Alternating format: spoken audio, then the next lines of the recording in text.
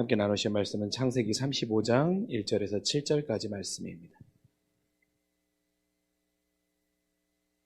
창세기 35장 1절에서 7절까지의 말씀, 구약 53쪽의 말씀입니다.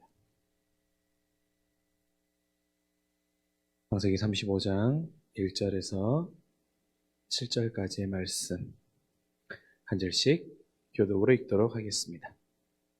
하나님이 야곱에게 이르시되 일어나 베델로 올라가서 거기 거주하며 내가 내 형 에서의 낯을 피하여 도망하던 때 내게 나타났던 하나님께 거기서 제단을 쌓으라 하신지라. 야곱이 이에 자기 집안 사람과 자기와 함께한 모든 자에게 이르되 너희 중에 있는 이방 신상들을 버리고 자신을 정결하게 하고 너희들의 의복을 바꿔 입으라.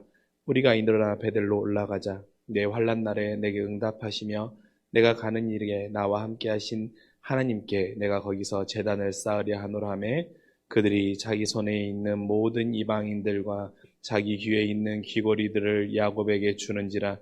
야곱이 그것들을 세겜 근처 상수리 나무 아래에 묻고 그들이 떠났으나 하나님이 그 사명 고을로 크게 두려워하게 하셨으므로 야곱의 아들들을 추격하는 자가 없었더라. 야곱과 그와 함께한 모든 사람이 가나안 땅 곧 루스 곧 베델에 이르고 함께 있습니다. 그가 거기서 제단을 쌓고 그곳을 엘 베델이라 불렀으니 이는 그의 형의 낯을 피할 때 하나님이 거기서 그에게 나타나셨음이더라. 아멘. 오늘도 귀한 금요 기도의 자리에 나오신 우리 모두에게 하나님의 크신 사랑과 위로가 함께하기를 간절히 소망합니다. 여러분, 창세기 35장에 나오는 야곱의 외형적으로 보이는 모습을 보면 사실 야곱에게는 그렇게 큰 걱정이 없는 것처럼 보일 수 있습니다. 가축도 많이 있고 또한 자녀도 많이 있고 또한 심지어 그 인생 가운데 약속했던 하나님의 은혜를 누리기도 했고 또한 어떻습니까? 33장에 나오는 것처럼 무엇입니까? 그 인생의 가장 큰 숙제 중에 하나였던 형과의 형 에서와의 관계도 회복되었습니다. 보기에는 참 모든 것이 참 평안하다, 좋다라고 보일 수 있다고 볼 수도 있습니다. 하지만 여러분, 야곱의 사실 상황을 조금만 다르게 보면 참 많이 지쳐있는 상태라고도 볼 수 있을 것 같습니다.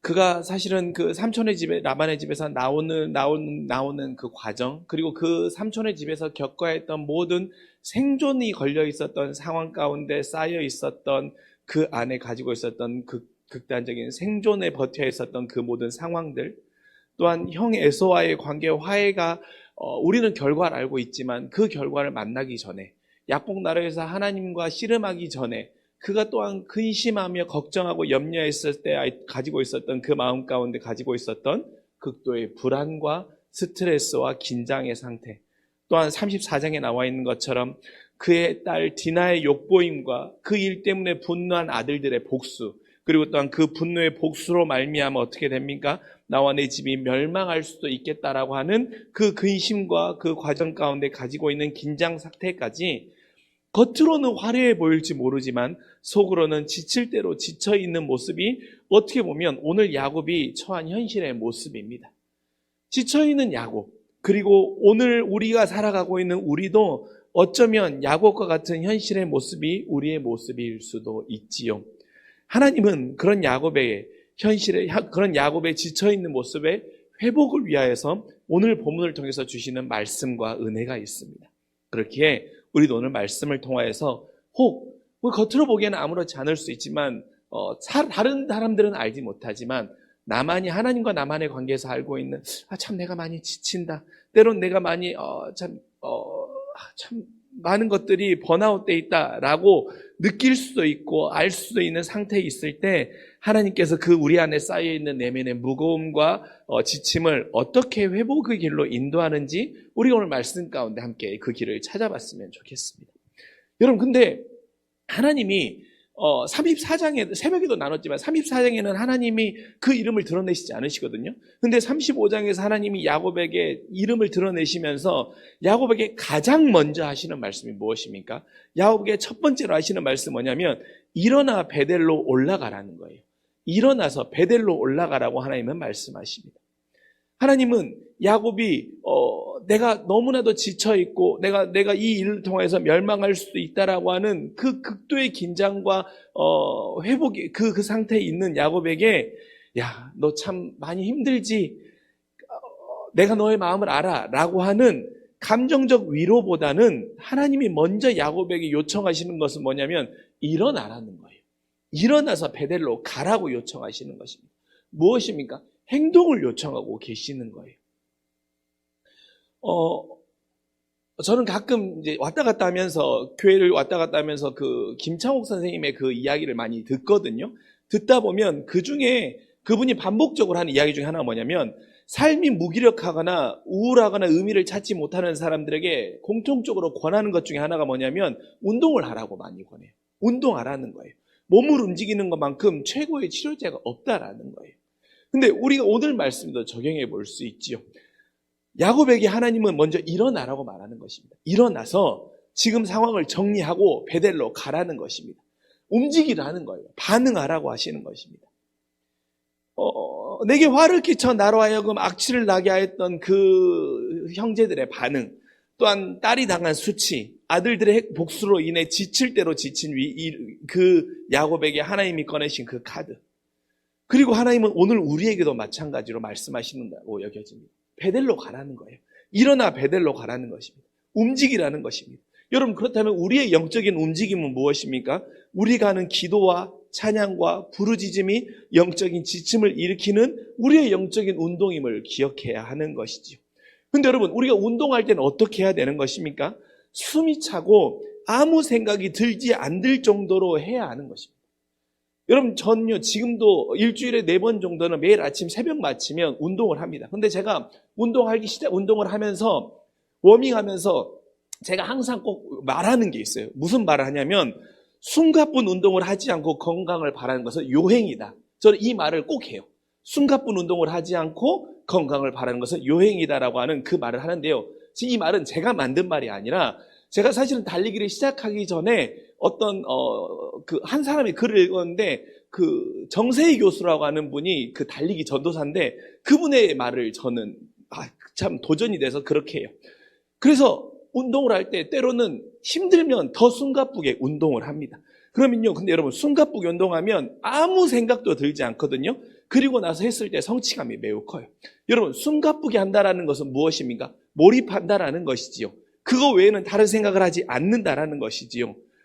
우리의 영적인 지침 가운데 회복의 길도 이것 아니겠습니까? 내가 기도할 때 몰입해서 기도 외에는 아무것도 생각나지 않고, 내가 찬양할 때도 내가 정말 몰입해서 찬양하면 그 하나님과 나의 관계에서 깊은 찬양의 몰입을 통하여서 내가 하나님의 은혜를 충만히 누리면 어떻게 되는 것입니까?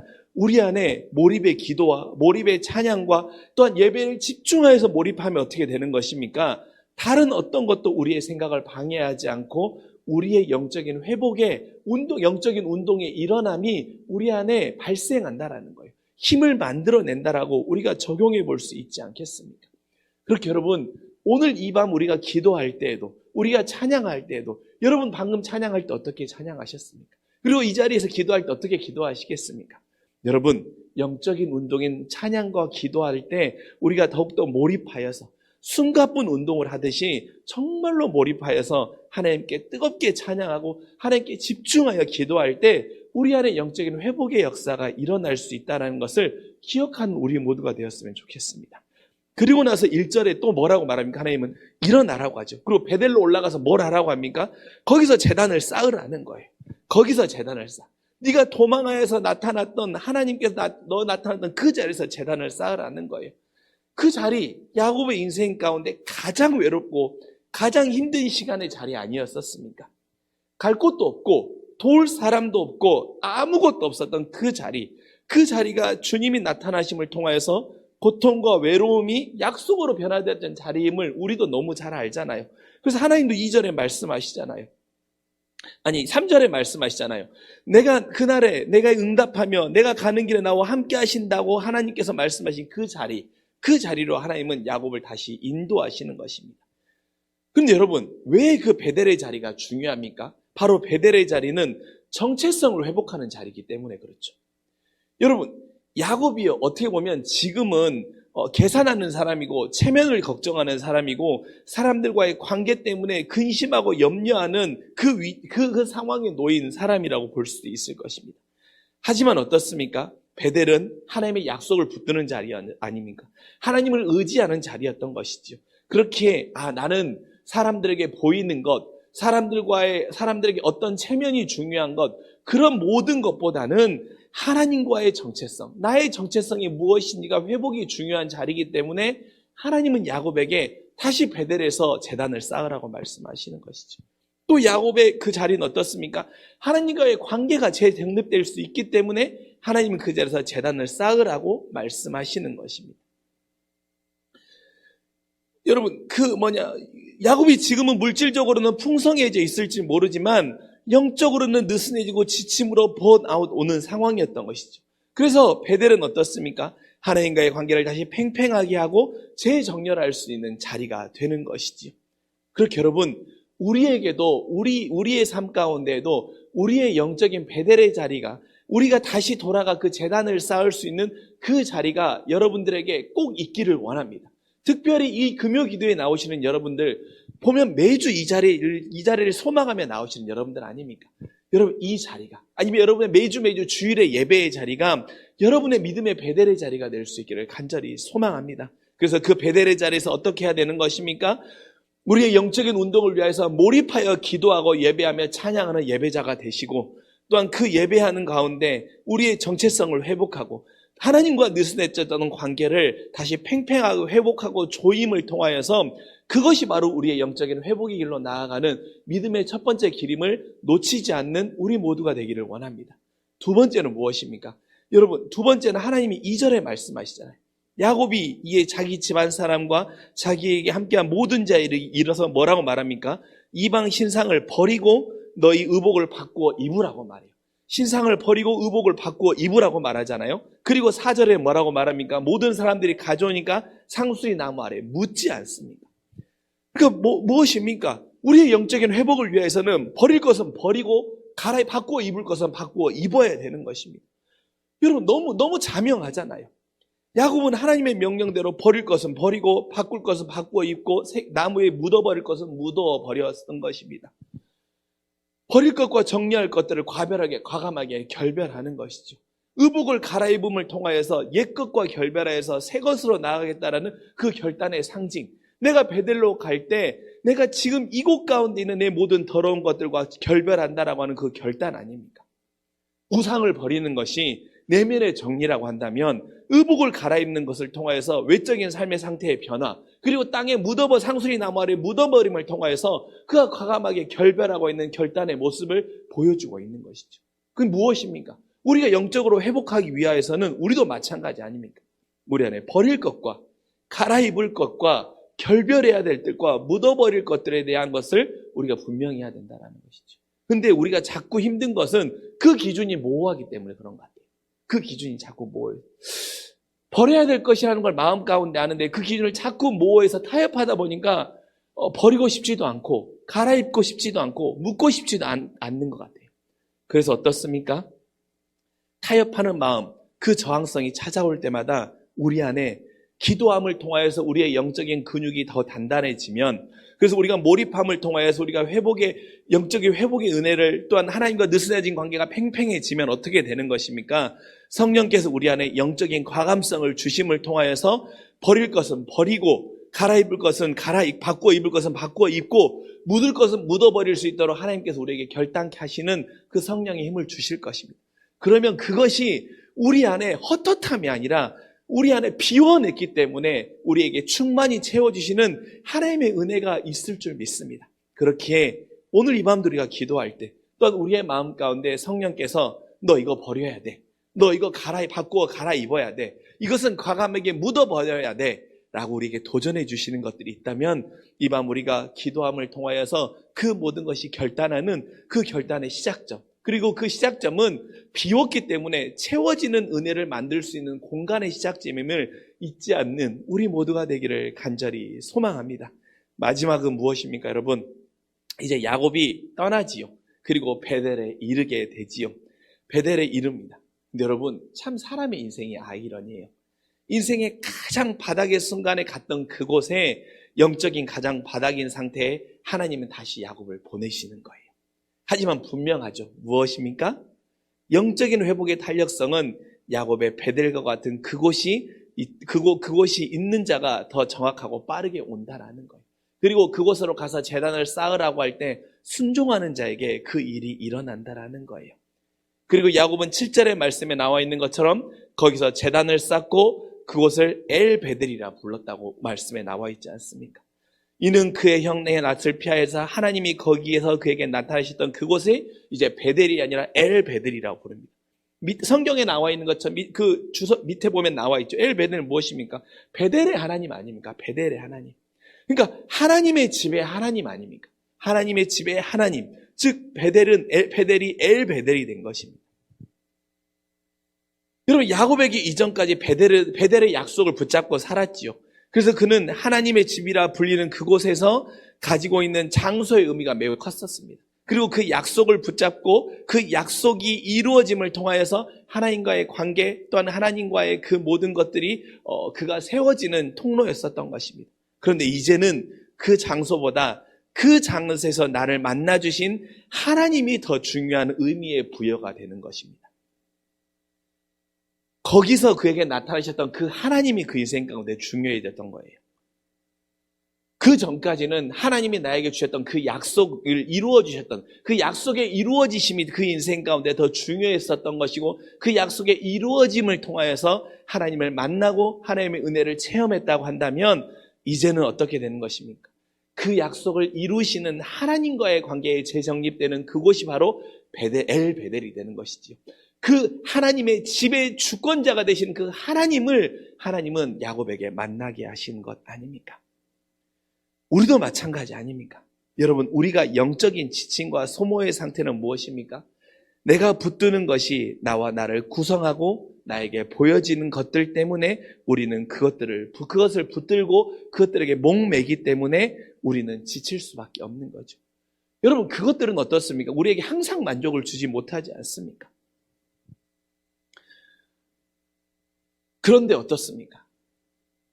베델의 약속이 우리 인생 가운데 이루어질 때는 기쁘기도 하지만 그 약속이 이루어지지 않을 때는 지치기도 하고 때로는 그것들에게 무뎌지기도 합니다. 그러나 우리가 그 약속을 이루어 주시는 엘베델의 하나님, 베델의 주권자가 되시는 그 하나님과 우리의 관계가 다시 세워진다고 한다면 내가 집중하고 내가 붙들어야 할 것은 그 약속이 아니라 그 약속을 이루시고 그 약속의 주권자가 되시는 하나님이 될 때 우리 안에는 정말 마르지 않는 은혜의 강물, 또한 우리의 영적인 공고함을 하나님이 채워주심을 우리는 오늘 말씀 가운데 다시 보게 되는 것입니다.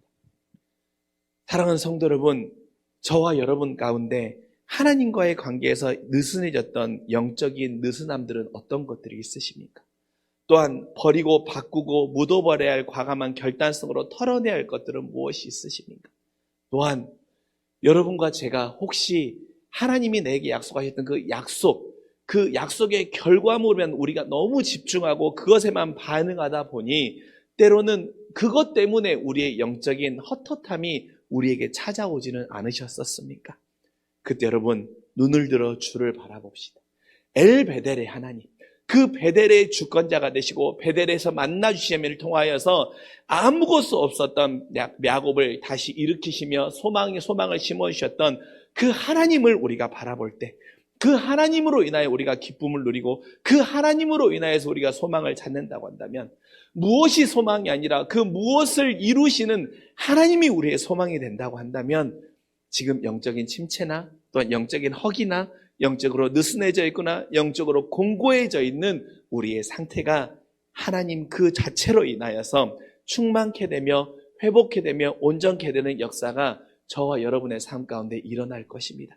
하나님으로 인하여 충만케 되는 사람은 결코 지치지 않습니다. 아니, 하나님으로 인하여 충만케 되는 사람은 지칠 수 있으나 다시 충만케 되는 그 은혜가 우리 가운데 넘칠 것입니다. 오늘 이 밤 우리가 하나님을 붙들므로 인하여서 불안과 지침이 그치고 평안과 회복의 역사가 일어나는 믿음의 귀한 기도의 자리가 될 수 있기를 주님의 이름으로 간절히 축원합니다.